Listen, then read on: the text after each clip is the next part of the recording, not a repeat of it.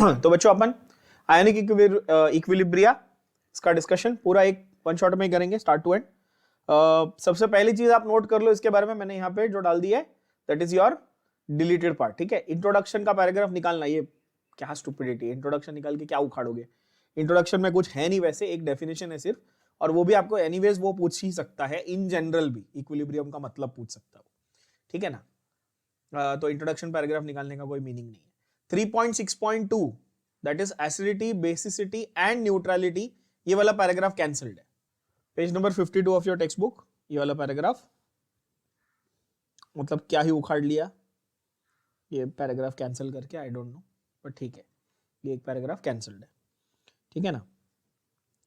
बहुत बड़ा paragraph cancel कर दिया, प्रॉपर्टीज ऑफ बफर, है कि नहीं बच्चों। जितने टाइम में तुम कैंसिल करो उतने टाइम में पैराग्राफ लर्न कर लेते, 4-5 लाइन तो है। और आपका लास्ट है आपका I think common ion effect, yes 3.10.1 that is common ion effect and solubility, ये वाला, ये जो पार्ट है पूरा ये कैंसिल्ड है, कॉमन आयन इफेक्ट का इफेक्ट ऑन सॉल्युबिलिटी, ठीक है ना। सप्रेशन, बेसिकली सॉल्युबिलिटी का suppression because of common ion effect, ये लास्ट पार्ट पूरा कैंसिल्ड है। ओके, तो ये हो गया आपका कैंसल्ड पार्ट। और साथ साथ हम लोग वो भी देख लेते हैं कि आपके टेक्स्ट बैक क्वेश्चंस के कौन से क्वेश्चन, एक्सरसाइजेस के कौन से क्वेश्चन डिलीटेड में निकल जाएंगे, ठीक है ना, पहले वो भी मार्क कर लेते हैं। तो एमसीक्यू तो सारे ही करने, वो मैंने वैसे थियरी जब ये चैप्टर सिखाया था तब ये सारे एमसीक्यू सॉल्व करा दिए साथ में, यस ओके। देन आपको डिलीटेड पार्ट में से कौन सा पार्ट कैंसिल कर लेना है, जैसे कि प्रॉपर्टी ऑफ बफर, ये वाला नहीं है, property of buffer 5th question 2 का 5 है ना, प्रॉपर्टी ऑफ बफर सॉल्यूशंस निकाल दिया ना। देन यू हैव डिसोसिएशन, हाँ कॉमन आयन इफेक्ट है 8th वाला, बट उसमें सॉल्युबिलिटी नहीं है, हाँ तो 8th वाला रहेगा आपको, yes. Then you have classify the following buffers, that will be there. Conjugate acid base pair, ये तो बहुत ही इंपॉर्टेंट है।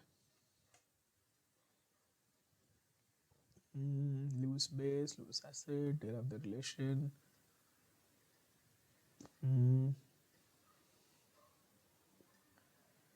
Aqueous solutions, yes. Degree of dissociation, Ostwald's law.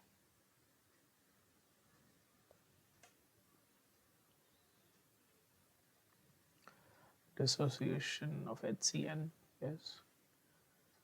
Degree of dissociation, sulfides.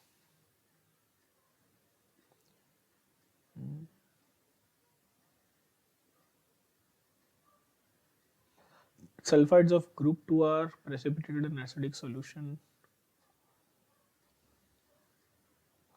Solubility of a sparingly soluble, yes. Common ion with solubility, ये वाला part नहीं है 2 का 8. Common ion with solubility 3.10.1, this part is not there. That's it, only 2 questions cancelled. Okay, सिर्फ 2 ही ऐसे questions हैं जो actually आपके डिलीटेड पार्ट में से पूछे गए, those 2 questions are cancelled from here, ठीक है ना। चलो अब जरा चैप्टर को रिवाइज कर ले फटाफट, कॉन्सेप्ट्स को। Let's revise all the concepts from this chapter. पहली बात, आयोनिक इक्विलिब्रियम, क्या किससे डील करेंगे हम लोग वीक इलेक्ट्रोलाइट से डील करेंगे, ठीक है ना। ये चैप्टर किससे डील करता है बच्चों, वीक इलेक्ट्रोलाइट से डील करता है। इसका मतलब क्या था वीक इलेक्ट्रोलाइट्स का, ये हमने देखा हुआ ऑलरेडी, या तो ये वीक एसिड होंगे या वीक बेस होंगे, यानी कि इनका अल्फा जो है वो लेस देन 1 है। अगर नियरर टू 1 होता तो ये स्ट्रॉन्ग इलेक्ट्रोलाइट होते, और एकदम ही डिसोसिएट नहीं होता तो ये नॉन इलेक्ट्रोलाइट होते थे, है ना। अल्फा क्लोज टू 0 हो जाता उनका एकदम। यहां पर आपका अल्फा जो है वो 0.05 से थोड़ा ज्यादा रहेगा, ये रेंज आपको ध्यान में रखनी है। क्या वैल्यू, 0.05 से थोड़ा ज्यादा, मतलब कि 0.05 से थोड़ा ज्यादा रहता है ना तो आप इसको इग्नोर नहीं कर सकते हो, that is the idea, and then you will call it a weak electrolyte. Okay, main concepts यहां से चालू होते हैं। पहली बात है theory of acids and bases, इसको भी मैंने आपको किस तरह से लर्न करवाया था, एक चार्ट फॉर्म में लर्न किया था इसको हमने, यहां पर आपको दिख रहा है आपका चार्ट फॉर्म, रिवाइज कर लो क्विकली बच्चों। Acids and bases according to Arrhenius concept, क्या था आर्हीनियस कॉन्सेप्ट, एक्वस सॉल्यूशन में आर्हीनियस कॉन्सेप्ट अप्लाई होता है। पहली बात क्या याद रखना है, आर्हीनियस कॉन्सेप्ट किस में अप्लाई होता है, एक्वस सॉल्यूशन में। जो H प्लस देगा वो एसिड है, जो OH माइनस देगा वो क्या है, बेस है। ब्रॉन्स्टेड लॉरी कॉन्सेप्ट क्या बोला कि जो प्रोटॉन डोनर है, अच्छा यहां पर एक्वस की कोई कंपल्शन थी क्या ब्रॉन्स्टेड लॉरी में, कोई कंपल्शन नहीं थी, है ना। जो प्रोटॉन डोनर है वो एसिड है, जो प्रोटॉन एक्सेप्टर है वो बेस है। और लुईस का एग्जैक्टली उल्टा है, जो इलेक्ट्रॉन्स को एक्सेप्ट कर रहा है, कौन से इलेक्ट्रॉन्स को, लोन पेयर के इलेक्ट्रॉन्स को, लोन पेयर को एक्सेप्ट कर रहा है वो एसिड है, जो डोनेट कर रहा है वो बेस है। मैंने इजी तरीका बताया, Lewis concept acceptor AC acceptor acid, donor base, easy. तो आपको पहली बात तो ये इस टाइप का क्वेश्चन इसमें से बन जाएगा कि अमोनिया बेस है, कैसे जस्टिफाइड है, भाई नाइट्रोजन के पास लोन पेयर है ना। फिर वाटर एसिड भी हो सकता है, बेस भी हो सकता है, कैसे जस्टिफाइड है, तो उसके पास H प्लस भी है, OH माइनस भी है।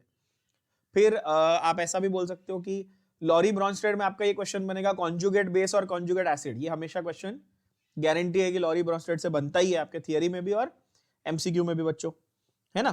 तो ये अगला कॉन्सेप्ट है, यहां पर क्या है लॉरी ब्रॉन्स्टेड में, कॉन्जुगेट बेस और कॉन्जुगेट एसिड। मैंने आपको एक सिंपल सा तरीका, इसको बहुत इजी तरीके से करने के लिए बताया था कि जो भी आपको सब्सटेंस दिया है उसमें से H प्लस निकाल लोगे, क्या निकाल लोगे, रिवाइज करो, क्या निकालोगे, H प्लस, यानी कि प्रोटॉन निकाल लोगे, तो जो बचा वो कॉन्जुगेट बेस है ना।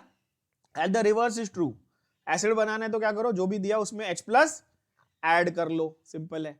जैसे अमोनिया दिया है तो उसमें H प्लस ऐड कर लो, तो अमोनियम उसका कॉन्जुगेट एसिड बन गया, है ना। जैसे सल्फ्यूरिक एसिड दिया उसमें से H प्लस निकाल लो, तो बाइसल्फेट बचा HSO4 माइनस, वो उसका कॉन्जुगेट बेस है। उस बाइसल्फेट का अगर कॉन्जुगेट बेस निकालना है और एक H प्लस निकाल लो, सल्फेट, है ना। तो ऐसे क्वेश्चन आपके डेफिनेटली बनेंगे कि कौन सा वाला कॉन्जुगेट एसिड और बेस दोनों में काम कर सकता है ना। जैसे कि अगर मैं HSO4 का एग्जांपल ले लूं बच्चों, आपको ये रियलाइज हो रहा होगा कि इसमें H प्लस ऐड भी कर सकता हूं तो सल्फ्यूरिक एसिड बन जाएगा, है ना, और इसमें से H प्लस निकाल भी सकता हूं तो सल्फेट बन जाएगा। क्या ये बात समझ में आ रही है।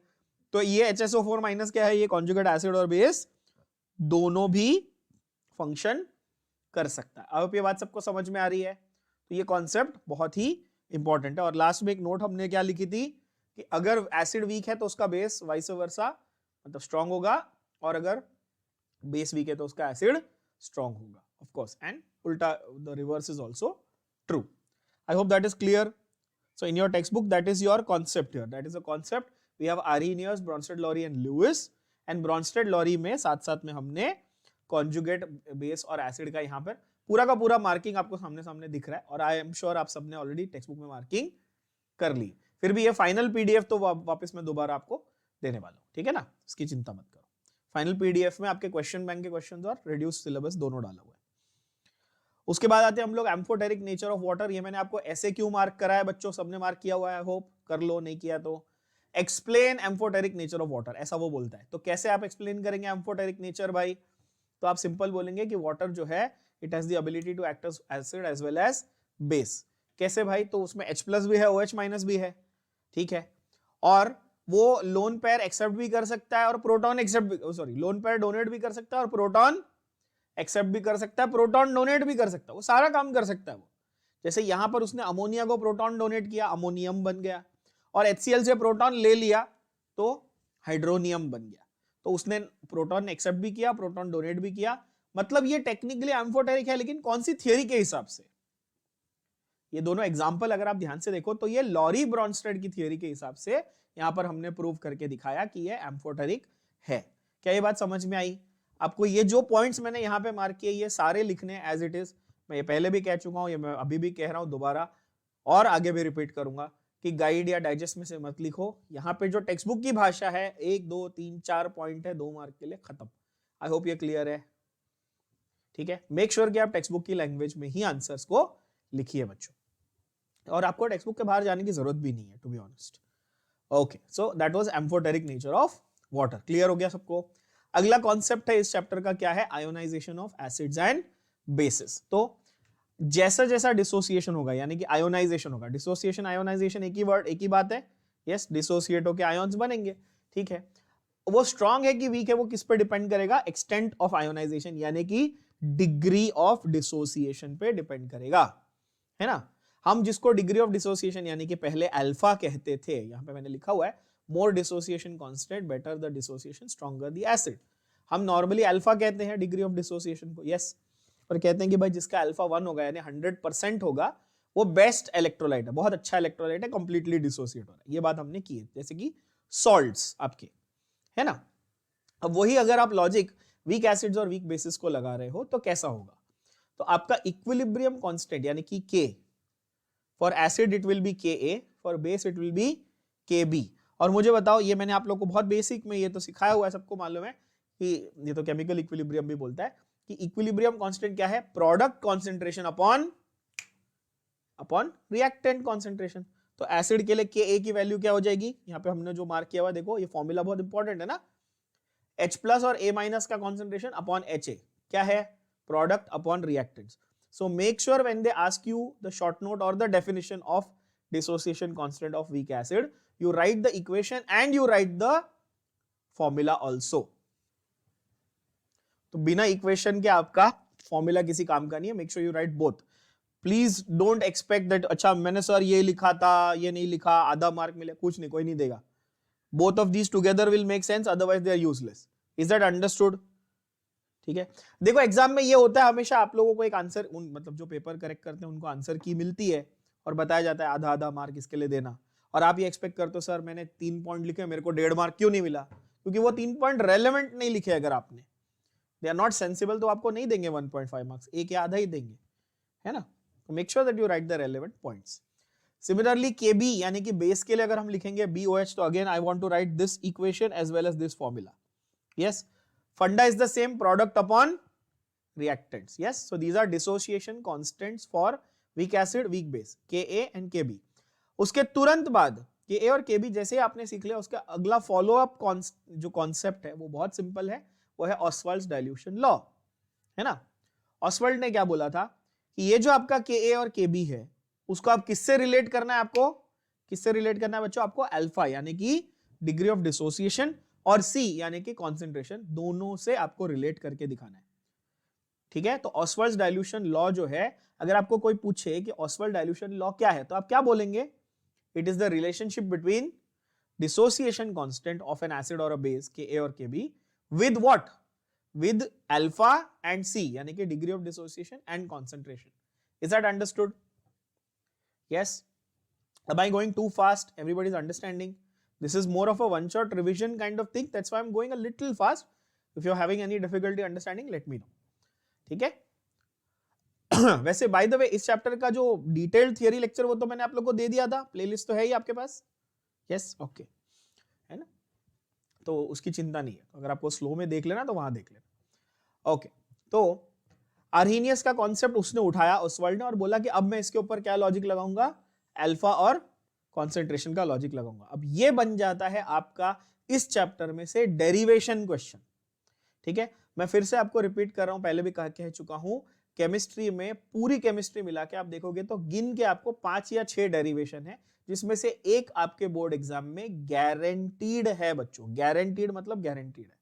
ठीक है, तो जो स्मार्ट बच्चा होगा वो क्या करेगा कि वो 5-6 डेरिवेशन एक साथ एक ही जगह पे नोटबुक में साथ में लिख लेगा और वो 5 या 6 डेरिवेशन एक साथ प्रैक्टिस कर लेगा, उसमें से एक आने वाला है।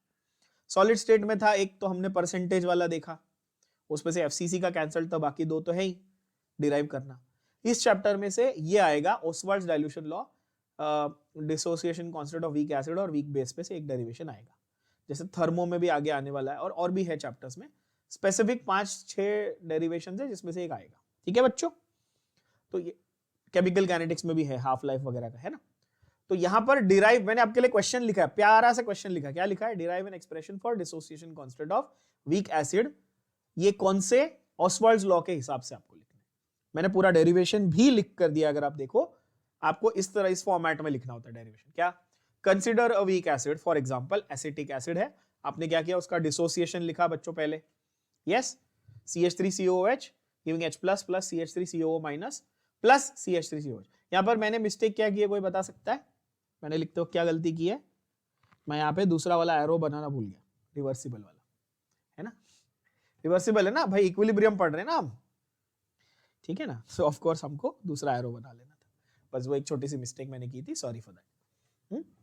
तो आपका डिसोसिएशन हुआ। ये वाला जो अनडिसोसिएटेड पार्टिकल्स रह गए, ये कौन से, ये रह गए अनडिसोसिएटेड पार्टिकल्स। आपने शुरुआत की थी, you begin the experiment with 1 mole of acetic acid, alpha is the degree of dissociation. तो H प्लस और CH3COO माइनस कितने बने, ये दोनों कितने बने, अल्फा। तो ये कितना बचा, 1 माइनस अल्फा, मतलब दोनों अल्फा बने और 1 माइनस अल्फा बच गया। ये एक बहुत ट्रिकी कॉन्सेप्ट था जो मैंने आपको थियरी पढ़ाते वक्त बहुत डिटेल में समझाया था, एग्जांपल लेके, याद होगा आपको, ठीक है ना। तो 1 मोल से चालू करोगे, अल्फा अल्फा और 1 माइनस अल्फा एट इक्विलिब्रियम। ध्यान से सुनना, अगर मैं इसको परसेंटेज में करूं तो ये होता है, मैं परसेंटेज वाला फंडा हटा देता हूं, नहीं तो आप कंफ्यूज हो जाओगे, ठीक है ना। ये मैं हटा देता हूं, नहीं तो आप फालतू में कंफ्यूज होगे। हाँ, अब एट इक्विलिब्रियम बताओ मुझे, ये अल्फा है, ये अल्फा है, ये 1 माइनस अल्फा है, क्लियर ना। ये फंडा है आपका कि ये प्रोडक्ट है मेरे और मेरा रिएक्टेंट इतना बचा हुआ है, क्या ये क्लियर हुआ। ये मेरा प्रोडक्ट है, ये मेरा प्रोडक्ट है, ये मेरा रिएक्टेंट है, ये मेरा प्रोडक्ट ए है, ये मेरा प्रोडक्ट बी है, मेरा एक ही रिएक्टेंट था, वो उतना बचा हुआ है, बस एकदम सिंपल। एट इक्विलिब्रियम इतने मोल्स हैं, divide by what, volume. Why, because volume is going to give me the, dividing by volume is going to give me the concentration, number of moles upon volume in liter gives me concentration। बोलो हाँ या ना everybody. concentration का formula है molarity या molality, molarity of course, है ना। तो देखो मेरे पास अल्फा अल्फा और 1 माइनस अल्फा मोल्स हैं और उसको मैंने V लीटर में डिसॉल्व कर दिया, एकदम इजी लग रहा है, बोलो हाँ या ना। सो V लीटर में आपने डाल दिया, मोलारिटी आपको मिल गई। तो Ka में क्या था, प्रोडक्ट्स अपॉन रिएक्टेंट्स का कॉन्सेंट्रेशन, बस अल्फा बाय वी और 1 माइनस अल्फा बाय वी, क्या किया आपने, सब्स्टिट्यूशन कर दिया कॉन्सेंट्रेशन टर्म्स का, because 1 by V is equal to C, of course, है ना। 1 बाय वी अगर सी है तो alpha square C upon 1 minus alpha, ये आपका एक्सप्रेशन बन जाता है according to Ostwald's law. And if alpha is very very low, बहुत ही कम है, अल्फा मतलब 0.05 से कम, मैंने एक टर्म आपको बताया, खास करके ये एंट्रेंस एग्जाम के पॉइंट ऑफ व्यू से याद कर लेना बच्चों, आपको इग्नोर करना कब अलाउड है, जब 0.05 से कम होगा, नहीं तो आप ये फॉर्मूला यूज करोगे, ठीक है। बोर्ड्स के लेवल पे तो इतना टेंशन नहीं है, बोर्ड्स के लेवल पे हमेशा वो यही वाला डायरेक्ट ही देते हैं आपको यूज करने को, है ना। अगर 0.05 से कम होगा तो ये वाला यूज करना फॉर्मूला, और अगर 0.05 से थोड़ा ज्यादा होगा तो ये 1 माइनस अल्फा वाला यूज कर लेना। क्या ये बात क्लियर हुई, है ना। तो अल्फा की वैल्यू क्या हो जाएगी, रूट ऑफ Ka/C। ये पूरा डेरिवेशन मैंने आपको as it is line by line लिखवाया हुआ, और आपको भी एग्जाम में as it is line by line लिखना है, इसमें कोई डायग्राम नहीं है, कुछ नहीं, आपको पूरा का पूरा डेरिवेशन 3 मार्क के लिए आएगा, बच्चों इसमें मिस्टेक नहीं करनी है, ओके। टेबल बनाने की जरूरत नहीं है, जैसा मैंने लिखा आप वैसा भी लिख सकते हो, that is more than enough. अच्छा, alpha is root of Ka/C अगर एसिड की बात कर रहे हैं, अगर बेस की बात कर रहे हैं तो क्या हो जाएगा बताओ, same to same, alpha will become equal to root of Kb/C, है कि नहीं, रूट ऑफ Kb/C हो जाएगा ना, बेस के लिए Kb/C है, एसिड के लिए क्या है, Ka/C है। Is that clear, is that understood, yes और no, yes. Same way question क्या बनेगा, derive an expression for dissociation constant of weak base. They will not mention Ostwald's dilution law, but you have to mention, right, आपको लिखना पड़ेगा ना, this derivation is in accordance to और based on Ostwald's dilution law. Is that clear, make sure that you mention that statement. तो अगला concept, तो Ka समझ में आ गया फॉर एसिड, Kb समझ में आ गया फॉर बेस। अब आता है Kw, ऑब्वियसली Kw किसके लिए होगा भाई, तो Kw होगा फॉर वाटर, है ना। जैसे एसिड के लिए और बेस के लिए था, वैसे यहां पर हमने अब वाटर के लिए बात करेंगे। तो यहां पर explain auto ionization water of water, और मैंने दूसरा एक तरीका बताया था, क्या पूछेंगे वो, right a note on ionic product of water, मैंने ये भी आपको लिख के दिया, ऐसे क्यों आएगा 2 मार्क के लिए, आप देख सकते हो, ठीक है। अब इसमें अगेन स्टुपिडिटी नहीं करनी कि बस लिख दिया 10⁻⁻14, नहीं, पूरा डिराइव करना है, ठीक है। बहुत सिंपल है, देख लो जरा ध्यान से। पानी का आप ऑटो आयोनाइजेशन कर रहे हो, ऑटो वर्ड से ही पता है कि भाई water molecule with another water molecule, मतलब दो मोल पानी है यार, राइट। क्या बनेगा, एक हाइड्रोनियम और एक OH, यस, क्या बनेगा, एक हाइड्रोनियम और एक OH बनेगा। ये मैंने सिखाया हुआ है कैसे बनेगा, पहले वाला H+ बनेगा और उसी को दूसरा वाटर मॉलिक्यूल अपना लोन पेयर दे देगा, हाइड्रोनियम बना देगा, और पहले वाले में से जो OH- बचा वो है साथ सामने, है ना। तो आपके पास इक्वेशन बन गया 2H2O gives hydronium plus hydroxide. Clear? के क्या बनेगा इस इक्वेशन का? अगेन प्रोडक्ट अपॉन रिएक्टेंट से, मैं कुछ नया कर रहा हूं नहीं, प्रोडक्ट अपॉन रिएक्टेंट बस यही फॉलो कर रहा हूं, एकदम बेसिक चैप्टर है, बहुत इजी चैप्टर है, फुल मार्क्स इसमें गारंटीड है आपके। Product upon reactant. अब रिएक्टेंट में एक गेम क्या था मुझे बताना, सॉरी हाँ रिएक्टेंट में गेम क्या था यहाँ पे, बिकॉज 2 मोल थे तो ये क्या बन जाएगा, हाँ बस ये ध्यान देना है। मैंने क्या सिखाया आप लोग को, जो स्टोइचोमेट्रिक कोएफिशिएंट है वो क्या बन जाता है, वो पावर यानी कि इंडेक्स बन जाता है। करेक्ट? ये सिखाया मैंने, बस ये आपको ध्यान रखना है बच्चों। सेम हम लोग इक्विलिब्रियम में भी करते हैं, इलेक्ट्रोकेमिस्ट्री में भी करते हैं, हर जगह करते हैं सेम चीज, कुछ नया नहीं है ना, बिकॉज ये इक्विलिब्रियम का ही सबसे बेसिक कॉन्सेप्ट है बच्चों। राइट? ओके, तो K into H2O the whole square is equal to hydronium plus और इंटू हाइड्रोक्साइड का कॉन्सेंट्रेशन। मैंने क्या किया, सिर्फ H2O मतलब डिनोमिनेटर को वो बाजू लेके गया। अब मुझे बताओ H2O की क्वांटिटी इतनी ज्यादा है और उसके मेजॉरिटी मॉलिक्यूल्स अनडिसोसिएटेड हैं, तो H2O का स्क्वायर ये पूरा concentration is going to remain more और लेस कांस्टेंट। यस और नो? मैंने आपको एग्जांपल क्या दिया था, याद है ना, कि अगर मैं नदी में से 2 बाल्टी पानी ले लूं तो नदी को कोई फर्क नहीं पड़ेगा, है ना, वैसा एग्जांपल दिया था, याद होगा आपको, मैंने समुद्र का एग्जांपल दिया था, राइट, ओशियन का। तो वैसे यहां पर है कि H2O का जो होल स्क्वायर है वो इतनी बड़ी क्वांटिटी है कि वो मोर और लेस क्या होगा, कांस्टेंट ही रहेगा डिसोसिएशन के बाद भी। तो इसलिए K into constant is a new constant, that is K dash और K प्राइम। समझा? Yes, this part becomes a new constant. Now many of you are concerned कि न्यू कांस्टेंट का वैल्यू, अरे वैल्यू नहीं चाहिए, यहां पे कुछ तो कांस्टेंट है, ऐसा बोल रहा हूं। क्या है? वी डोंट केयर, भाड़ में गया, है ना। इसका मतलब क्या समझ में आया आपको, कि हाइड्रोनियम और हाइड्रोक्साइड का जो मल्टीपल था वो पूरा मिलाकर एक कांस्टेंट वैल्यू बनेगा, ये समझ में आया ना। और वो जो कांस्टेंट वैल्यू बनेगी ना, उसी को डिफाइन किया गया as ionic product of water. क्या डिफाइन किया गया बच्चों? As ionic product of water. और बाद में लेटर एक्सपेरिमेंटली बताया गया कि एट 25 डिग्री सेल्सियस यानी एट 298 केल्विन ये वैल्यू 10⁻⁻14 है। क्यों? क्योंकि हाइड्रोनियम भी 10⁻⁻7 होता है और OH माइनस भी 10⁻⁻7 होता है, तो दोनों मिलाकर क्या बना, 10⁻⁻14। Is that clear? Ionic product of water वो आपको डिफाइन करने बोलेगा तो जो ग्रीन में मैंने मार्क किया आप वो करोगे, और एक्सप्लेन करने बोलेगा तो आप पूरा लिखोगे, पूरा पैराग्राफ जो मैंने मार्क किया हुआ है। ठीक है ना? आई hope this is absolutely crystal clear, simple. But make sure that you don't forget to write the temperature. If you don't write the temperature, they'll give you 0. Ionic product is 10⁻⁻14 at this temperature, mind you. Not always. This is standard. समझे? Okay. तो ये हुआ हमारा concept of KW यानी कि ionic product of water. यहां तक एकदम फटाफट खत्म।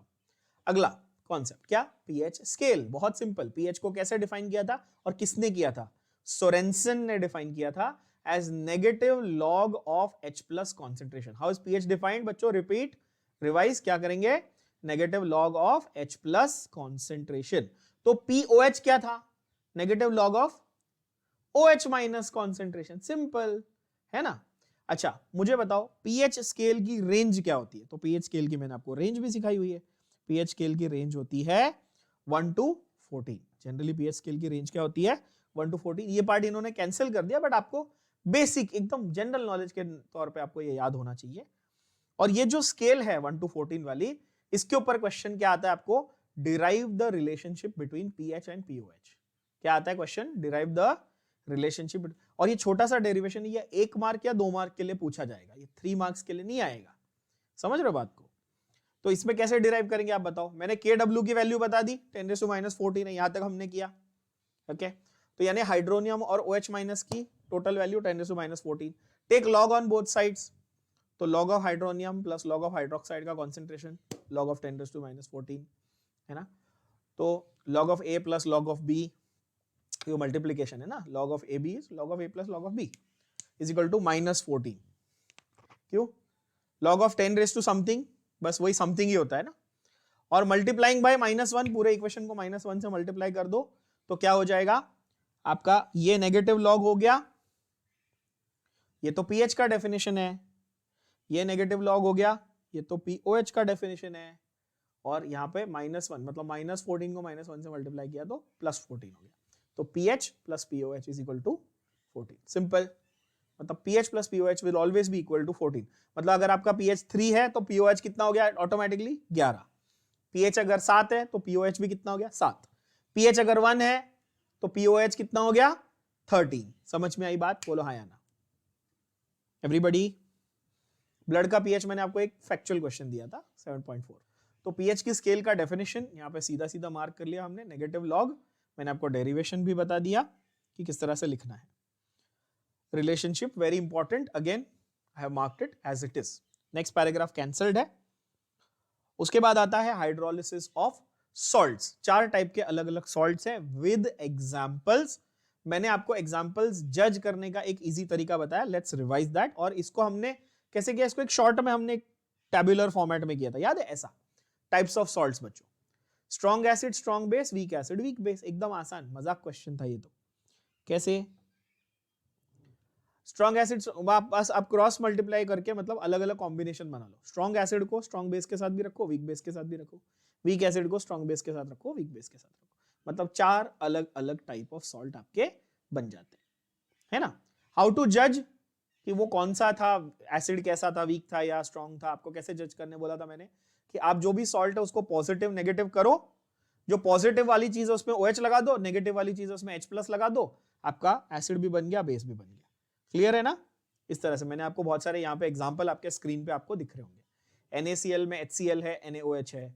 अमोनियम ब्रोमाइड में अमोनियम हाइड्रोक्साइड है और HBr है.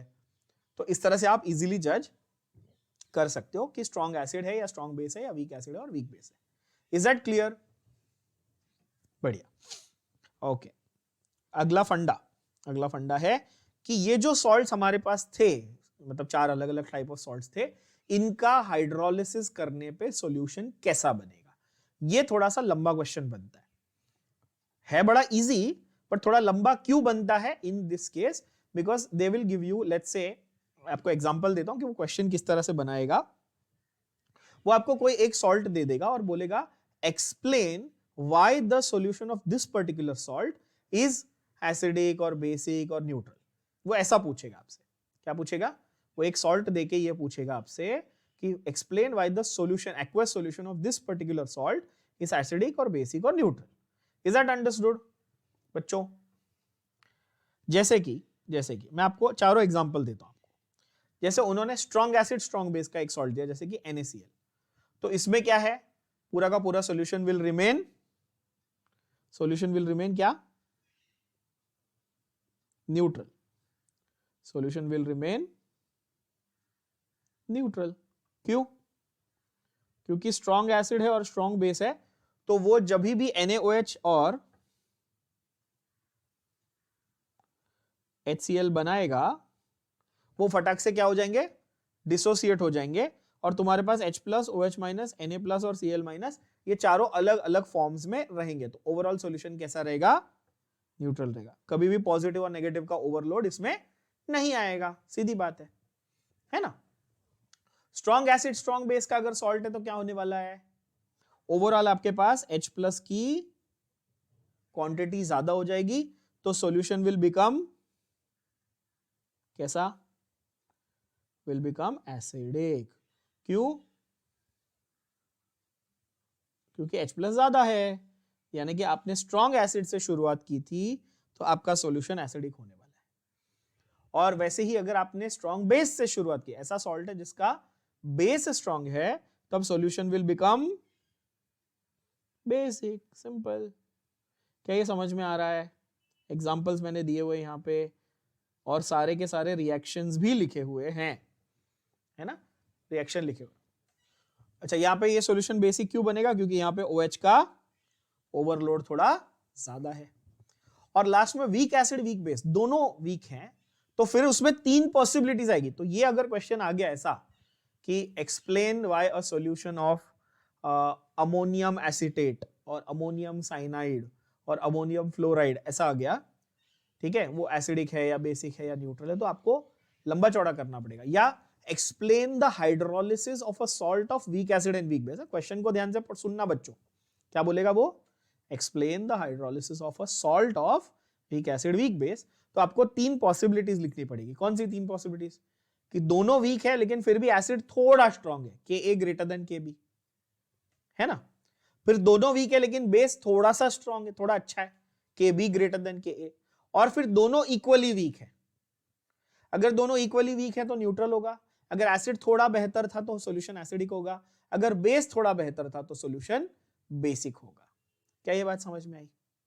तो 3 पॉसिबिलिटीज इसमें लिखनी है। तो ये थोड़ा लंबा, मतलब आपको एक्सप्लेनेशन जो है वो लंबा लिखना पड़ता है इस क्वेश्चन का, जैसा कि मैंने आपको यहां पर एग्जैक्टली मार्क करके दिया है। तो चिंता नहीं करनी है, मैंने आपको लाइन बाय लाइन मार्क करके दिया है।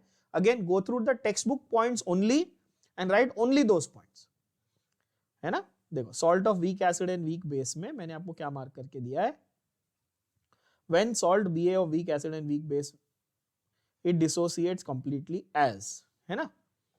और फिर उसके बाद रिलेटिव स्ट्रेंथ अगर इफ, ये 3 पॉसिबिलिटी हो गई, है ना, ये लिखा हुआ है मैंने। और फिर उसके बारे में इंफॉर्मेशन, के ए ग्रेटर देन के बी, उसका एग्जाम्पल NH4F, फिर के ए इक्वल टू, ये 3 एग्जाम्पल आपको याद करने पड़ेंगे। यस ऑफ कोर्स आपको 3 एग्जाम्पल बच्चों याद करने पड़ेंगे। अच्छा, एग्जाम्पल आपको रट्टा मारने की जरूरत है क्या? अमोनियम फ्लोराइड है तो आप तुरंत उसको क्या करोगे, स्प्लिट करके निकाल लोगे ना कि HF उसका एसिड है और अमोनियम हाइड्रोक्साइड उसका बेस है। वो तो सिखा दिया, 2 सेकंड लगेगा, है ना। तो सिर्फ एग्जाम्पल याद कर लो, वो उसका एसिड और बेस आपको रटने की जरूरत नहीं, आप 2 सेकंड में निकाल लोगे, कोई टेंशन नहीं, ठीक है। और तीसरा आपका ऑफ कोर्स अमोनियम एसिटेट, ये बहुत इंपॉर्टेंट था, और इसमें मैंने आपको 2 ग्रीन में जो वैल्यू मार्क करके दी वो MCQ के लिए है, वो इंपॉर्टेंट था, वो याद कर लेना, ठीक है बच्चों। तो ये हमारे अलग अलग सॉल्ट्स की क्या हो गई, हाइड्रोलिसिस की ये पूरी कहानी अपनी कंप्लीट हुई यहाँ पे। आई hope this much is clear. बस ऑलमोस्ट डन, देखो एंड ऑफ द चैप्टर पे आ गए आप, ठीक है ना। आते हैं अब बफर सॉल्यूशन, ठीक है ना। बफर सॉल्यूशन का क्या फंडा है भाई? तो बफर क्या होता है, it resists drastic changes in pH, है ना। It resists drastic change in pH when either small amount of acid or base or water is added to it, या उसमें एसिड डालो या बेस डालो या पानी डालो तो उसमें ज्यादा चेंज, ड्रास्टिक चेंज आएगा, हल्का फुल्का ना के बराबर, बट ड्रास्टिक चेंज नहीं आएगा। ऐसे सॉल्यूशन को क्या बोलते हैं, बफर सॉल्यूशन बोलते हैं, है ना। मैंने टाइप्स ऑफ बफर भी आपको एकदम सिंपल फॉर्मेट में लिख के दिया है बच्चों। क्या था, एसिडिक बफर, बेसिक बफर। कैसे सीखने बोला था मैंने, लर्न कैसे करने बोला था, याद करना। जब आप सॉल्यूशंस की बात करते थे तो जब स्ट्रॉन्ग एसिड आया तो सॉल्यूशन एसिडिक हो गया, स्ट्रॉन्ग बेस आया तो सॉल्यूशन बेसिक हो गया, करेक्ट।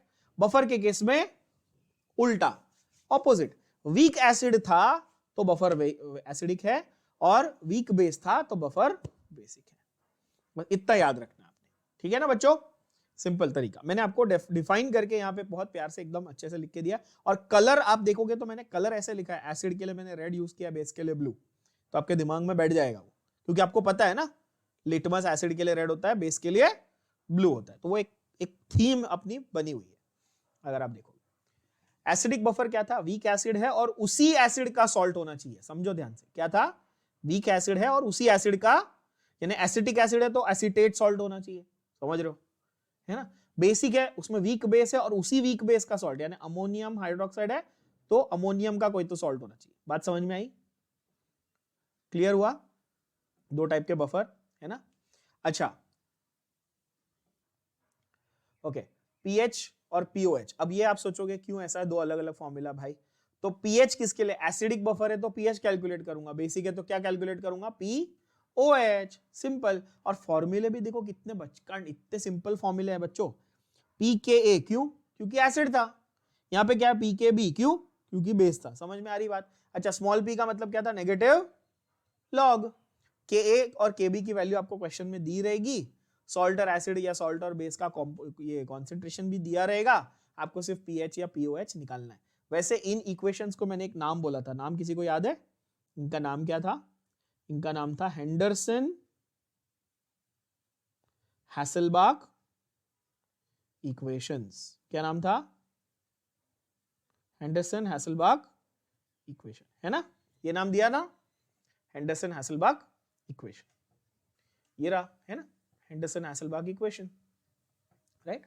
डायरेक्ट अगेन मैंने आपको पूरा का पूरा एज इट इज लिख के दिया है, आप टेक्स्ट बुक में एक बार पूरा गो थ्रू कर लेना जो मैंने लिखा मार्क किया हुआ है ऑफ कोर्स, ठीक है, और मैंने एज इट इज आपको वापस से लिख के समझाया हुआ है।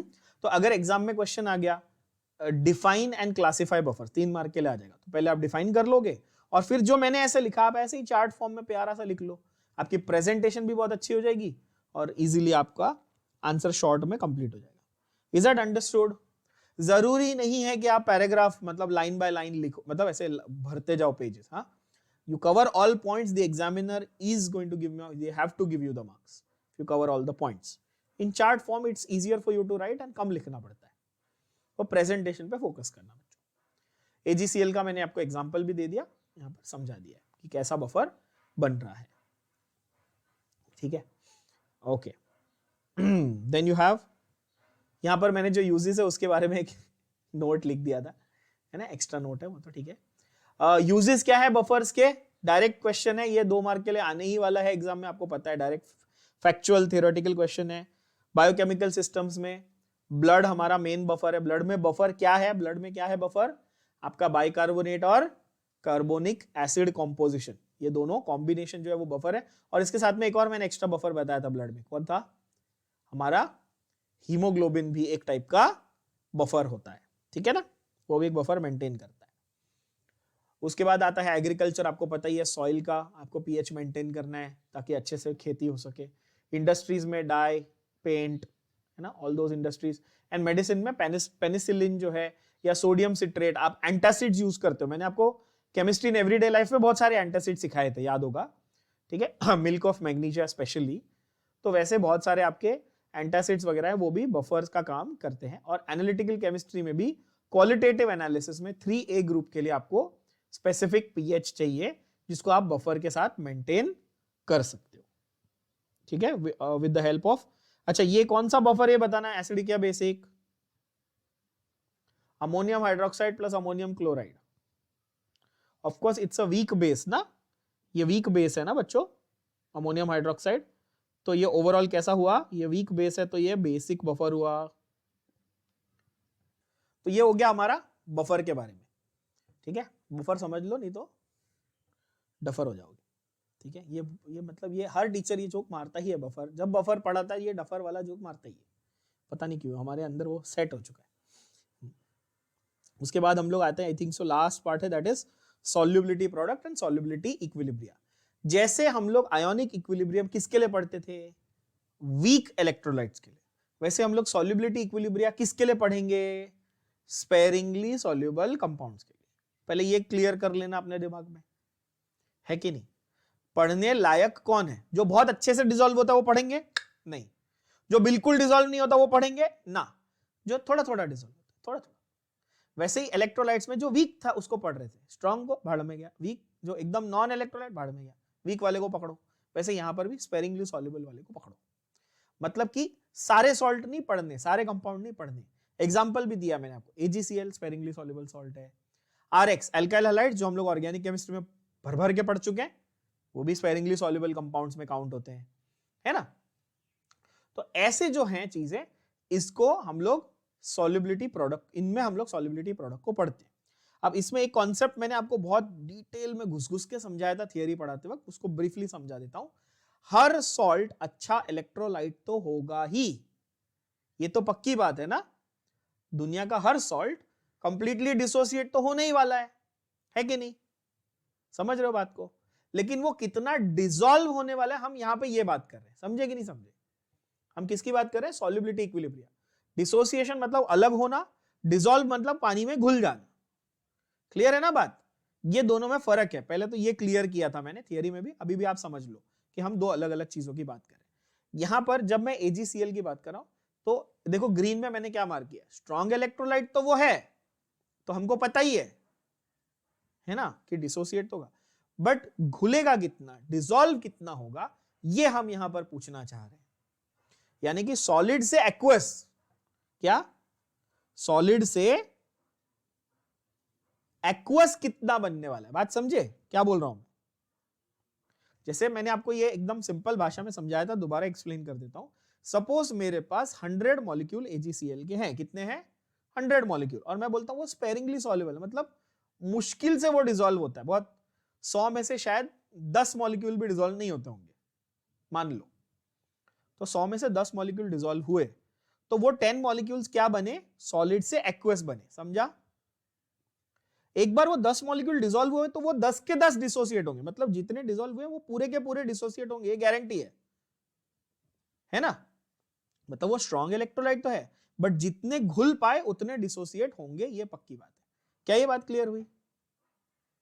हाँ, इसको अपने दिमाग में बिठा लेना, क्योंकि ये एक चीज है जो बच्चों को कंफ्यूज करती है ना? तो यहां पर क्या बताया उन्होंने, मुझे बताओ। देखो यही बताया ना, सॉलिड से एक्वस कितने बन रहे हैं, पहले ये देखना है अपने को। तो इसकी मैं सॉल्युबिलिटी इक्विलिब्रियम निकाल रहा हूं। क्या निकाल रहा हूं? Solubility equilibrium. अगेन के का फंडा तो सेम है, प्रोडक्ट अपॉन रिएक्टेंट। और अगर स्पेरिंगली सॉल्युबल है, मतलब कि अनरिएक्टेड सॉलिड फॉर्म वाला तो मेजॉरिटी 90% से ज्यादा बचा हुआ है, मतलब ऑलमोस्ट उसमें कोई फर्क ही नहीं आया, ऐसा बोल सकता हूं। तो AgCl का कॉन्सेंट्रेशन जो ओरिजिनल था वो कैसा मैंने मान लिया, कांस्टेंट मान लिया, करेक्ट? मतलब डिनोमिनेटर में ये जो मेरा रिएक्टेंट अनरिएक्टेड बचा हुआ है, ये अनरिएक्टेड जो बचा हुआ है, इसको मैंने क्या मान लिया, कांस्टेंट मान लिया। जैसे मैंने आपको कहा ना कि 100 है, आप समझो 100 में से एक ही डिसॉल्व हुआ, तो तुम बोलो 99, मैं ऐसा बोलूं कि this and this are almost the same, correct ना? तो ऑलमोस्ट कांस्टेंट ही रह गया, कुछ फर्क ही नहीं आया। बात समझ में आई? बोलो हाँ या ना। तो ये जो कांस्टेंट आपका बचा है उसको आप के से मल्टीप्लाई करो, क्या बनेगा, के डैश। अगेन क्या ये सेम फंडा मैंने आपको आयोनिक प्रोडक्ट ऑफ वाटर में यूज करके बताया? सेम फंडा यूज किया ना, बट वहां पर मैं आपको क्या बोल रहा था, हाइड्रोलिसिस, डिसोसिएशन। यहां पे मैं क्या बोल रहा हूं, सॉल्युबिलिटी। है तो लॉजिक एक ही, कुछ नया थोड़ी बताया है ना? तो वाटर के लिए जो आयोनिक प्रोडक्ट था किसी और सॉल्ट के लिए वो क्या है, सॉल्युबिलिटी प्रोडक्ट है। क्या ये बात गई भेजे में? तो KSP क्या है आपका, सॉल्युबिलिटी प्रोडक्ट। अब सॉल्युबिलिटी प्रोडक्ट फिर से देख लो जरा, मैंने आपको डेफिनेशन थियरी पढ़ाते वक्त बोला था कि डेफिनेशन बहुत ही घटिया एकदम, मतलब बहुत ओवर कॉम्प्लिकेट करके दिया हुआ है, by plus raised to x into ax minus raised to y, है ना? और मैंने आपको ये इस तरह से सिखाया था कि consider this salt, consider this particular salt, और आप उसका डिसोसिएशन करके इजीली आप लिख सकते हो। आप क्या करो, अगर आपको रट्टा मारने में एकदम कंफ्यूजन होता है ना, तो आप सिर्फ ये एक इक्वेशन याद कर लो बच्चों, बस। डिसोसिएशन तो आप लिख ही पाओगे, है ना? ये x b plus y plus, है ना, plus y a x minus, ऐसा ध्यान में रखना है। तो ये आपके प्रोडक्ट हो गए और ये आपके रिएक्टेंट हो गए। जो स्टोइशियोमेट्रिक कोएफिशिएंट है उसको आप पावर बना दो, आंसर आ जाएगा। बात समझे कि नहीं समझे? एवरीबडी यस और नो? इसका जो स्टोइशियोमेट्रिक कोएफिशिएंट है उसको आप क्या बना दोगे, पावर बना दोगे। देखो ना, पावर बना दिया ना, B Y plus raise to X A X minus raise to Y. अब इजी लग रहा है? यस और नो? ये वाला पार्ट देख लो, मैंने स्टोइशियोमेट्रिक कोएफिशिएंट को पावर बना दिया, बस इतना ही तो लॉजिक है। ठीक है, डेफिनेशन बहुत ही ऐसा थोड़ा लंबा चौड़ा सा है, इसको थोड़ा सा आपको मेहनत करनी पड़ेगी 5 मिनट लर्न करने के लिए, बट लर्न कर लो, आ सकता है एग्जाम। ओके, ये हुआ आपका सॉल्युबिलिटी प्रोडक्ट। कुछ सॉल्ट्स के इन्होंने एग्जांपल दिया, मैंने उससे ज्यादा एग्जांपल आपको यहाँ दिए, जितने टेक्स्ट बुक में दिए उससे ज्यादा एग्जांपल्स हमने यहाँ पे किए हुए। ठीक है, Al2O3, Na3PO4 वगैरह वगैरह। एक जरा मैं थोड़े entrance exam point of view से जेई वाले बच्चों को बता दूं, जर्कोनियम फॉस्फेट का एक क्वेश्चन आया हुआ है आपके जेई में, रिसेंटली प्रीवियस ईयर क्वेश्चंस में आया हुआ है, जर्कोनियम फॉस्फेट, है ना, ये वाला Zr3PO4 4 टाइम्स, मतलब इसमें जर्कोनियम की वैलेंसी कितनी है, 4, और फॉस्फेट की वैलेंसी कितनी है, 3। ये तो समझ गए, है ना? और ऐसे सॉल्ट का जो नंबर है वो क्या आएगा, ऐसे सॉल्ट का जो सॉल्युबिलिटी प्रोडक्ट है वो क्या आएगा। अब मैंने आपको इसको सॉल्व करने की बहुत ही आसान टेक्निक बताई हुई है।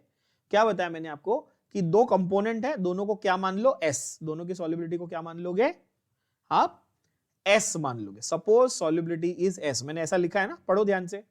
सपोज सॉल्युबिलिटी इज एस, जब दोनों का 1 1 है तो S into S, S square, खत्म। जब किसी का एक 2 है तो 2 कर लेंगे, कोई भी एक का 2 है तो क्या कर लेंगे, 2 जैसे कि Na2SO4, मैंने यहां पे एग्जांपल दिया, ध्यान से देखना, Na2SO4, तो 2Na⁻²। अगर 3 होता तो क्या करते? 3⁻3। 4 होता तो क्या करते? 4s⁻4। 5 होता तो क्या करते? 5s⁻5। कितना इजी है, बात समझ में आ रही है? बोलो हाँ या ना, है ना? अच्छा, अब जो मैंने एग्जांपल बोला, अब जो जेई में क्वेश्चन आया हुआ है, मैं बता रहा था आपको, मुझे बताओ क्या आएगा? कितना है? जर्कोनियम 3 है, फॉस्फेट 4 है, तो मेरे को बताओ जर्कोनियम का 3s³ और 4s⁻4 ऐसे कर दूं? इजी है ना? कितना मजाक क्वेश्चन है यार, बहुत इजी क्वेश्चन हो जाता है ये तो, बस इतना समझना है आपने, है ना? 3s³ कितना आएगा? 3 × 3 9, 9 3 27, 27s³ इंटू 4⁻4, 4 4 16, 4 64, 256, 256s⁻4। टोटल कितना आएगा बताओ? 256 इंटू 27, 256 इंटू 27 कितना आएगा बच्चों? करके देख लो। मेरे हिसाब से 6912 आता है, एक बार चेक कर लेना। 6912 आता है ना? KSP की ये वैल्यू हो गई, तो मुझे बताओ S की वैल्यू क्या होगी? तो आप बोलोगे सर S की वैल्यू होगी KSP अपॉन 6912 का 7th रूट। बस, ये आपका जेई का क्वेश्चन है, अभी एक लास्ट ईयर या लास्ट टू लास्ट ईयर आया हुआ क्वेश्चन है, ठीक है ना? समझ में आया? इससे ज्यादा डिफिकल्ट तो नहीं पूछ सकता ना वो सॉल्युबिलिटी प्रोडक्ट में, राइट? इस तरह के आपके क्वेश्चन बनते हैं, किसके? Solubility product. केएसपी का डायरेक्ट वैल्यू का क्वेश्चन बन जाता है। I hope this is crystal clear to all now, ठीक है? बोर्ड्स के लेवल पे तो बहुत ही इजी क्वेश्चन बनते हैं। आपको एक सॉल्ट देगा, वो जनरली ए बी या A2B या AB3 ऐसे टाइप का सॉल्ट दे देगा, आपको S और S अज्यूम करना है और निकाल देना है।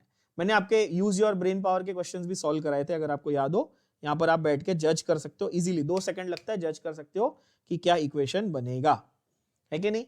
जैसे CA3PO4 ट्वाइस, तो 2, क्योंकि कैल्शियम 3 है तो 3s³ और फॉस्फेट 2 है तो 2s²। 3 का क्यूब 27, 2 का स्क्वायर 4, 27 4 108 और s⁻5। क्या ये बात समझ में आई? बोलो हाँ या ना। बस आखिरी पैराग्राफ है, प्रेसिपिटेशन कब होगा? मैंने वेरी इंपॉर्टेंट करके ये 3 चीजें आपको मार्क कराई है। कोई भी सॉल्ट का प्रेसिपिटेशन कब होने वाला है? ध्यान से देखो, जब उसका आयोनिक प्रोडक्ट सॉल्युबिलिटी प्रोडक्ट से एक्सीड कर जाए, मतलब जितना उसको डिसॉल्व करने की औकात है उससे ज्यादा आयोन्स हो गए, तो क्या होगा? प्रेसिपिटेशन हो जाएगा। जितना वो डिसॉल्व कर सकता है उससे कम आयोन्स है तो अभी भी प्रेसिपिटेशन नहीं होगा, यानी कि सॉल्यूशन इज रिमेनिंग अनसैचुरेटेड। और अगर दोनों इक्वल हो जाए तो सॉल्यूशन कैसा है? सैचुरेटेड हो गया है, इक्विलिब्रियम एग्जिस्ट कर रहा है। Is that clear? Yes. Common ion effect, सिर्फ उन्होंने एक छोटा सा पार्ट रखा है कॉमन आयन इफेक्ट का, उसका सॉल्युबिलिटी पे जो इफेक्ट था वो पूरा कैंसिल कर दिया आपके बोर्ड्स के point of view, theory point of view से बोल रहा हूं, ठीक है? तो सिर्फ कॉमन आयन इफेक्ट क्या होता है और उसका एक एग्जांपल छोटा सा आप लर्न कर लेंगे, बाकी उसको टाइम पास नहीं करना है, ठीक है ना? क्या है common ion effect?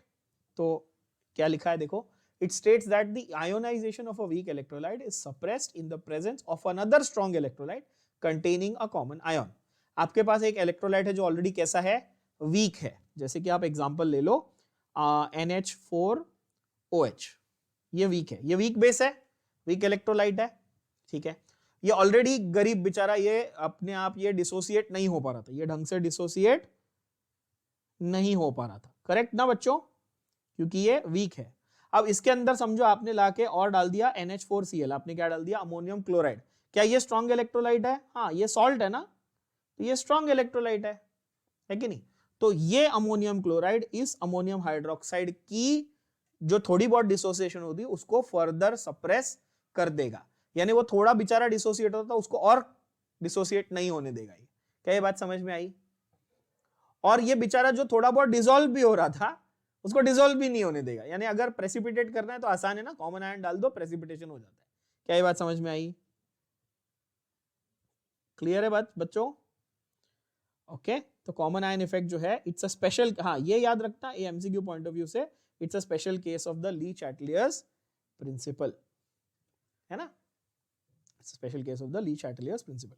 Last part of course that is entirely cancelled. Easy, समझ में आया? ओके, अब अगेन अपन टेक्स्ट बुक के जरा क्वेश्चंस गो थ्रू कर लेते हैं फटाफट, किस तरह से दो क्वेश्चंस आपके कैंसल्ड हैं या डिलीटेड पार्ट में, वो तो मैं ऑलरेडी बता चुका हूं. MCQs I have solved for you. The playlist is there. I have given you, of course, the link and everything. You know. तो उसमें से एक बार देख लेना MCQs के, अगर सॉल्यूशन चाहिए तो डिटेल में सॉल्व किए हुए मैंने. चलो, exercise question and question bank questions like we always do. बताओ पहला वाला क्या बोलता है? Cations are Lewis acids. Why? Because they are electron deficient. Cation है ना, मतलब इलेक्ट्रॉन्स की डेफिशिएंसी है ना. डेफिशिएंसी मतलब इलेक्ट्रॉन्स एक्सेप्ट करेगा मतलब एसिड है, लुईस एसिड है, सिंपल. अच्छा, KCl जो है वो सॉल्यूशन न्यूट्रल क्यों है? अभी एक्सप्लेन किया था थोड़ी देर पहले. KCl क्या है, क्या एक्सप्लेन करोगे आप? It's a strong acid and strong base का सॉल्ट. तो KCl सॉल्यूशन यानी कि here we have a solution of a salt of strong acid strong base. तो इसमें क्या होगा कि ओवरऑल सॉल्यूशन जो है वो न्यूट्रल होने वाला है. Is that clear? अब आप पूछोगे सर इसमें एग्जाम में आया तो भाई वन सेंटेंस है, पढ़ो जरा, पढ़ो वन सेंटेंस. ये क्वेश्चन एग्जाम में एक सेंटेंस में आने वाला, तो ज्यादा इसमें रामायण नहीं लिखनी पूरी, ठीक है? रामायण, गीता, कुरान, बाइबल तुमको जो समझ में आता है वो मत लिखो, ठीक है ना? क्या है, सिर्फ एक सेंटेंस लिखना है. Is that understood? Yes, okay, बढ़िया. How are basic buffer solutions prepared? बताया है. बेसिक बफर सॉल्यूशन कैसा बनाने का? वीक बेस लेने का प्लस सॉल्ट ऑफ क्या, उसी वीक बेस का स्ट्रॉन्ग एसिड के साथ salt. Is that clear? Example नहीं लिखना है क्योंकि एक मार्क का है. अगर यही 2 मार्क का होता तो क्या करते, एक छोटा सा एग्जाम्पल भी साथ में चिपका देते. Is that understood? बोलो यस और नो. किसी को कुछ बाउंसर जा रहा है? गोचू तो नहीं हो आप लोग, स्मार्ट लोग हो, मुझे पता है, समझ में आ ही रहा होगा, है कि नहीं? अगला सवाल एक न्यूमेरिकल है, सिंपल क्वेश्चन है यार. डिसोसिएशन कांस्टेंट दिया है Ka. Calculate percentage dissociation of acid. मतलब फॉर्मूला क्या यूज करेंगे बच्चों? मजाक क्वेश्चन है. क्या यूज करेंगे आप? परसेंटेज डिसोसिएशन पूछा है, मतलब Ka is alpha square C. तुमको कॉन्सेंट्रेशन दिया है, ये रहा. अल्फा पूछा है और Ka दिया है, देखो, बोलो हाँ या ना. डायरेक्ट क्वेश्चन है. यस बच्चों, तो alpha is root of Ka by C. Simple. Then you have pH दिया है, H प्लस कॉन्सेंट्रेशन ढूंढना है. क्या फॉर्मूला यूज करोगे? pH is negative log of H plus. खत्म, सिंपल फॉर्मूला. तो यानी कि 6.06 is negative log of H plus. तो H प्लस की कॉन्सेंट्रेशन आप निकाल लोगे, निकाल पाओगे? डायरेक्ट फॉर्मूला है. यस बच्चों, तो इसका आंसर क्या आएगा 6.06 वाले का? चेक करो, यहां पे मैंने सॉल्व किया हुआ है. आंसर आएगा आपका 8.710 इंटू 10⁻⁻7 मोलार. क्लियर? इस तरह से करना है आपने. देन यू हैव अगला क्वेश्चन है आपका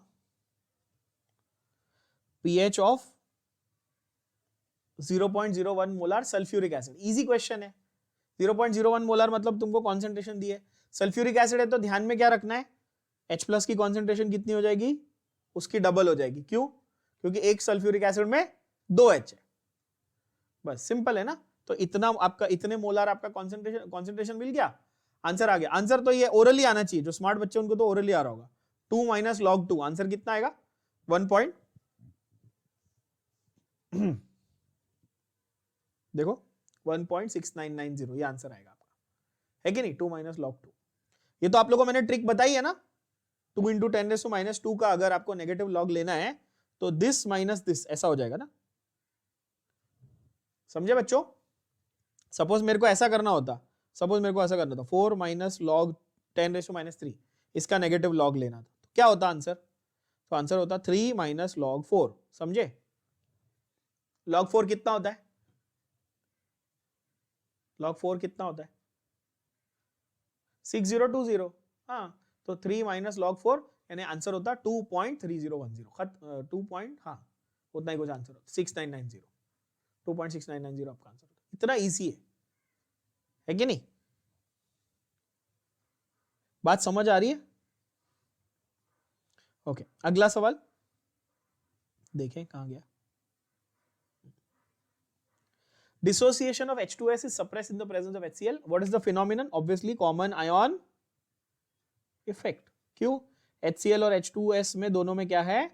कौन सा कॉमन आयन है? H प्लस आयन कॉमन है. Clear? Okay. Why is it necessary to add H2SO4 while preparing a solution of CuSO4? ये अच्छा सवाल है. देखो इसका आंसर आपको यहां मिलेगा, ध्यान से देख लो जरा, मार्क कर लो अच्छे से, page number 54 of your text book. CuSO4 का आपको सॉल्यूशन बनाना है ना. तो पहले तो ये समझो बेटा बच्चों कि CuSO4 जो है ये किसका सॉल्यूशन है, मतलब किसका सॉल्ट है ये बताओ. तो ये वीक बेस और स्ट्रॉन्ग एसिड का सॉल्ट है, बरोबर है. तो H2SO4 तो है ही. और सल्फेट आयंस जो हैं इनकी कोई टेंडेंसी नहीं होती पानी से रिएक्ट करने की. सल्फेट आयंस की क्या होती है? अपनी खुद की टेंडेंसी नहीं होती है पानी से रिएक्ट करने की. क्यों? वो पानी से रिएक्ट करना क्यों चाहेगा? क्योंकि उसको पता है H2SO4 बनेगा जो बहुत स्ट्रॉन्ग है, तो वापस तुरंत ब्रेक ही होने वाला है. समझे कि नहीं? सल्फेट पानी से रिएक्ट करके H+ लेगा. मान लो सल्फ्यूरिक एसिड बना. सल्फ्यूरिक एसिड क्या बहुत स्ट्रॉन्ग इलेक्ट्रोलाइट है? हाँ है ना. तो वो तुरंत वापस ब्रेक होके वही वापस से सल्फेट ही बनने वाला है. तो क्या सल्फेट पानी के साथ रिएक्ट करना चाहेगा? नहीं, है ना. तो इसलिए आपको क्या करना पड़ेगा? आपको एक्सेस मतलब कि ढेर सारा और एक्स्ट्रा हाइड्रोनियम लाना पड़ेगा. क्या लाना पड़ेगा? ढेर सारा एक्स्ट्रा H+ और भी लाना पड़ेगा. और वो H+ आप कहां से लाओगे? आप एक्सेस H2SO4 ऐड करोगे. आप क्या करोगे? एक्सेस H2SO4 ऐड करोगे. समझ रहे हो? If excess H2SO4 is added, then hydrolytic equilibrium shifts to the left and turbidity dissolves to give a clear solution. To get a clear solution, addition of H2SO4 is required. क्या ये बात समझ में आई? ये आपका डायरेक्ट आंसर है. देखो यहां पे ये पूरा का पूरा जो पैराग्राफ है, this is the question answer to that particular question in your text back. तो इन शॉर्ट पॉइंट ये है कि जो CuOH यानी स्पेरिंगली सॉल्युबल सॉल्ट था वो पहले पानी में डिसॉल्व नहीं हो रहा था, स्पेरिंगली सॉल्युबल था. जब तुमने ढेर सारा H2SO4 डाला तो वो डिसॉल्व होने लग गया और अब सॉल्यूशन पहले टर्बिड था, अब वो कैसा हो गया? क्लियर हो गया. Which means to obtain a clear solution you need to add H2SO4. Absolutely crystal clear to everybody. So this is answer to question number, कौन सा क्वेश्चन था ये? 2 का 9 फ्रॉम योर टेक्स्ट बुक. बस इतना पूरा पैराग्राफ एकदम बढ़िया क्लियर. अगेन फिर से बोल रहा हूं, इसको कोई और बुक से करने की जरूरत नहीं है, टेक्स्ट बुक में से इतना ही लर्न करो. क्लियर? चलो आगे बढ़े. So that is your to make the solution clear. Classify the buffers. ये तो बहुत मजाक इजी क्वेश्चन है यार. क्या क्या चेक करना है बफर में? क्या चेक करना है? कौन सा वाला वीक है? बस वही वाला बफर. जैसे ये वीक एसिड है तो ये कैसा है? Acidic buffer. जैसे ये वीक बेस है तो ये कैसा है? Basic buffer. सोडियम बेंजोएट और बेंजोइक एसिड. बेंजोइक एसिड कैसा है? ऑर्गेनिक एसिड है, मतलब वीक है, तो ये कैसा होगा? Acidic buffer. और carbon cuprous hydroxide, cupric hydroxide CuOH twice, weak base है, मतलब कि कैसा होगा? Basic buffer. Easy, simple. कितना इजी है, सिंपल क्वेश्चन है बच्चों. समझ में आ रही बात? बढ़िया है ना. Okay. Similar type of questions you will find, जैसे जो सब 2 में थे वैसे ही सिमिलर, अब थोड़े से और बड़े बड़े क्वेश्चन है, but each and every question जो हमने मार्क किया उसी हिसाब से है. एंड ऑल्सो इसके जितने भी न्यूमेरिकल्स है वो तो मैंने सारे आपको सॉल्व किए हुए हैं, देख लो. जैसे कि Arrhenius theory already explained. Conjugate acid base pair मैंने एक्सप्लेन भी किया एग्जांपल के साथ. फिर कॉन्जुगेट एसिड बेस पेयर को पहचानो, ये भी हमने बहुत सारे एग्जांपल्स कर लिया, आप डायरेक्टली कर पाओगे, है ना. Write a reaction in which water acts as base. जैसे कि पानी बेस है यानी कि अपना लोन पेयर डोनेट कर रहा है, करेक्ट. हाइड्रोनियम फॉर्मेशन ऐसे बोल दूं, है कि नहीं? राइट अ रिएक्शन इन विच. तो आपको अच्छा अब ये मान के चलना कि आंसर इन ब्रीफ है, तो सिर्फ रिएक्शन लिख के काम नहीं चलेगा. क्या करना पड़ेगा? एक्सप्लेन करना पड़ेगा कि पानी क्यों है बेस. तो क्या लिखोगे? Here water is supplying lone pair. और ऐसा बोल सकते हो कि water is accepting proton and becoming hydronium, तो हेंस इट इज बेस. क्या ये समझा? अमोनिया लुईस बेस है, क्यों? क्योंकि अमोनिया में नाइट्रोजन के पास क्या है? Lone pair. AlCl3 में इनकम्प्लीट ऑक्टेट है तो लुईस एसिड है।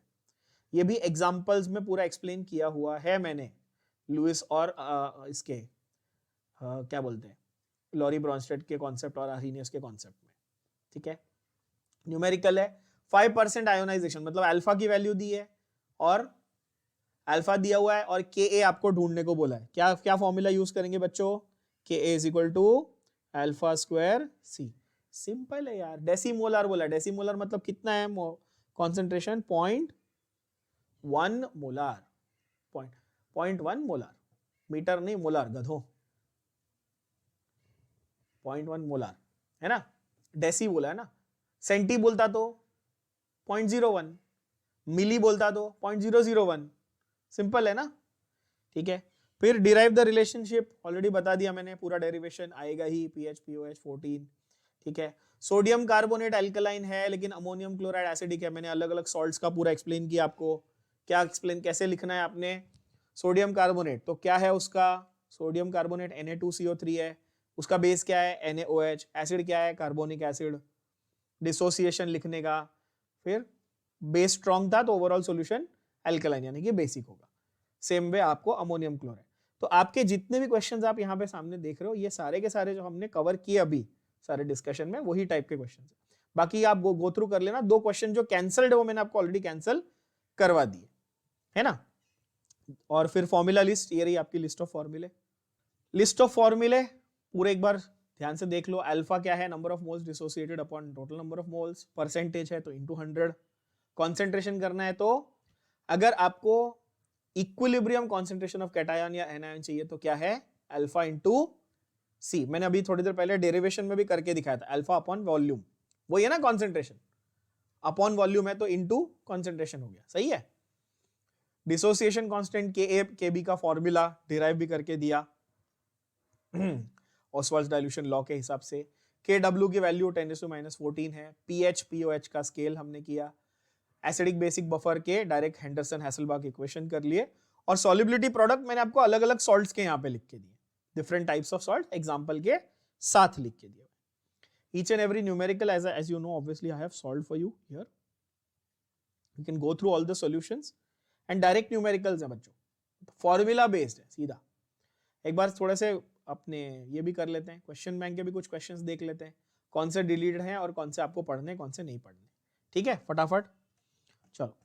Name the buffer which is used to maintain pH of 8 to 10। क्या था, कौन सा बफर था, टेक्स्ट बुक के आखिरी पैराग्राफ में दिया हुआ है, मतलब यूजेस ऑफ बफर में, बफर में लास्ट वाला मैंने मार्क भी करवाया आपको।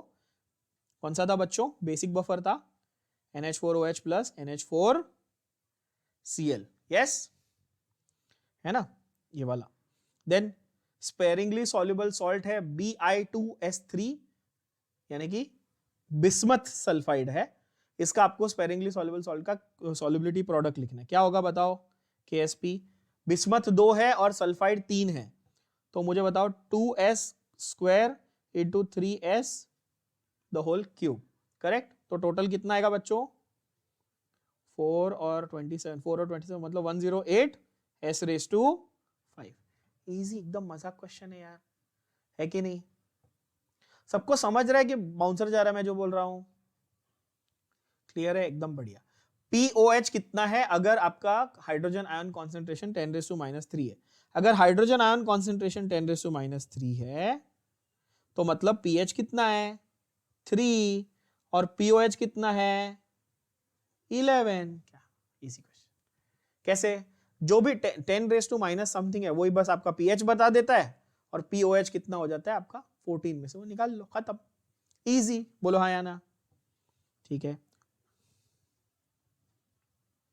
Then write the relationship between molar solubility and solubility product for CaF2, same KSP क्या होगा CaF2 का, कैल्शियम एक ही है, S इंटू 2S का स्क्वायर यानी 4S क्यूब। इजी, क्या मजा क्वेश्चन है सीरियसली। हाँ, एक मिनट, चार्जिंग खत्म हो गया, ओके, ओहो एक सेकंड है बच्चों, चार्ज ही उड़ गया। क्लियर, चलो आगे बढ़े। then you have okay, so you have salt of weak acid weak base, बहुत easy question है, NH4 C, sorry week acid और वीक बेस चाहिए ना, तो CH3 COO NH4 है ना, अमोनियम एसिटेट सबसे classic example, direct question. What is the formula for calculating pH of buffer solution, buffer है, पीएच पूछा है मतलब एसिडिक बफर है कि बेसिक, एसिडिक बफर है, तो log of acid upon sorry salt upon acid. Direct question से आप लोग रियलाइज कर रहे हो, मैंने हर एक पॉइंट हर एक वर्ड जो कवर किया है उसी के ऊपर आपको क्वेश्चन आएंगे और as it is direct text book में से आएंगे। यहाँ पे टेक्स्ट बुक का पेज नंबर तक लिख के दिया है, इससे ज्यादा स्पून फीडिंग तो नहीं हो सकती है कि नहीं। Okay, then conjugate acid base pair कौन सा है इसमें से ये बताओ, anyone label the conjugate acid base pair, carbonate और बाइकार्बोनेट, ये क्या है आपस में, कॉन्जुगेट एसिड बेस पेयर है क्या बच्चों, बाइकार्बोनेट में से तुम H+ निकालोगे तो कार्बोनेट बन जाएगा, सिंपल है एकदम इजी। फिर यहां पर क्या करोगे, POH of 10⁻⁻8 molar of HCl, तो pH कितना है बताओ 8, तो POH कितना है आंसर 6। क्या ये इजी है, समझ में आ रहा है। अच्छा आंसर भी दिया हुआ है आपके, जस्ट कंफर्मेशन के लिए आंसर्स भी दिए हुए हैं बच्चों, है कि नहीं, ठीक है। आगे जो शॉर्ट आंसर है, और ये सब आपके टेक्स्ट बुक के आपको रिपीट ही मिलेंगे, मैं फिर भी आपको उसमें से सारे नहीं बता रहा हूं, कुछ कुछ बता देता हूं, आप समझ जाओगे कि आपको किस टाइप के क्वेश्चन है, जो डिलीटेड है उसको कैंसिल कर देंगे, है ना। pH POH again same formula you are going to use, yes. Solubility product again same formula you are going to use, मतलब KSP है उसमें से आपको क्या निकालना है, S निकालना है। जैसे BaCl2 है तो क्या करोगे, S into 2S the whole square, यानी कि 4S क्यूब, है ना। KSP की तुमको वैल्यू दी हुई है, KSP की वैल्यू दी हुई है तो S की वैल्यू निकाल लोगे, है कि नहीं। S की वैल्यू क्या होगी, KSP अपॉन 4 और उसका होल का क्यूब रूट, उसका होल का क्यूब रूट, आंसर आ जाएगा। Classify Lewis acid Lewis base, जिसके पास पॉजिटिव चार्ज है वो लूज एसिड हो जाएगा, जिसका इनकम्प्लीट एसिड वो, तो ये एसिड है, ये एसिड है, ये बेस है, ये बेस है, सिंपल है। तो आप देख सकते हो कि काफी सिंपल डायरेक्ट क्वेश्चंस आपको मिलेंगे।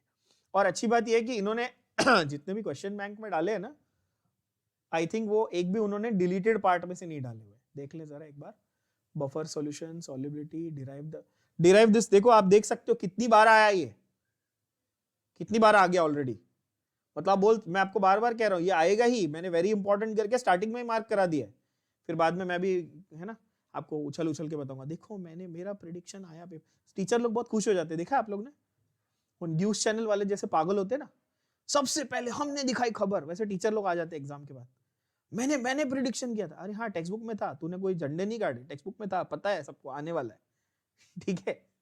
तो मैं भी ऐसा कोई आपको, मैं कोई हीरो नहीं हूं कि मैं बता रहा हूँ, हाँ मैं आपको ये जेन्युइनली बता रहा हूँ कि मार्क्स चाहिए तो ये करके जाना, ठीक है ना, ये पक्की बात है, क्योंकि 4 बार आ चुके आपके सामने ही है, ये नहीं करके जाओगे तो फिर तुम बेवकूफ हो, फिर मेरी जिम्मेदारी नहीं, ठीक है ना। हाँ मुझे बताओ CaF2 और BaSO4 के लिए KSP का क्या आप रिलेशनशिप रखोगे, बताओ जल्दी। तो सेम है ना, दोनों सिमिलर फंडा ही रहेगा। CaF2 का क्या रहेगा, 4S क्यूब रहेगा बच्चों, और BaSO4 में एक बेरियम है एक सल्फेट है, इसमें गड़बड़ क्या करेंगे बच्चे, कुछ गधे बच्चे ये देखेंगे, 4 नहीं ना, एक ही सल्फेट है ना, एक बेरियम है एक सल्फेट है, 4 से मुझे मतलब नहीं है, तो S², समझे कि नहीं समझे, इस तरह से, ठीक है। इसमें ये गलतियां नहीं करनी, आप कॉमन मतलब कॉमन सेंस यूज करना, थोड़ी गलतियां मत करना ये सब, ठीक है। Explain amphoteric nature of water, already mark करा दिया। Define solubility product hydrolysis of salt, already mark करा दिया, ठीक है। तो सारे के सारे क्वेश्चन, अच्छी बात ये कि क्वेश्चन बैंक में डिलीटेड वाला एक भी क्वेश्चन नहीं है, मैंने सारे क्वेश्चंस आपको गो थ्रू करवा दिए, सारे न्यूमेरिकल्स के सॉल्यूशन PDF में हैं। फिर से हाथ जोड़ के आपसे रिक्वेस्ट कर रहा हूं, न्यूमेरिकल मैं देख लूंगा सर ने क्या सॉल्व किया है, फिर मेरे को आ जाएगा, इस ओवर कॉन्फिडेंस में हो तो मैं आपके मार्क्स की जिम्मेदारी नहीं लूंगा, पहले बता रहा हूं। अगर आपने सिंसियरली बैठ के पूरा सॉल्व नहीं किया with log table in your hand, I am not responsible for your marks. अगर आपने सॉल्व किया है पूरा जैसा मैंने सॉल्व किया है, प्रॉपर प्रेजेंटेशन के साथ, कैलकुलेशन के साथ, तो आपका एक भी मार्क नहीं कटेगा, ये मेरी गारंटी है। Is that clear? ठीक है, तो उतनी मेहनत मैं आपसे एक्सपेक्ट कर रहा हूं, जब आप कोई चैप्टर पढ़ते हो तो आप एटलीस्ट सारे न्यूमेरिकल्स एक बार गो थ्रू कर लो अच्छे से, ठीक है, with the proper solutions that I have given you. अगर फिर भी कोई डाउट है तो obviously you can ask, I will solve them for you. Clear? So this chapter is done.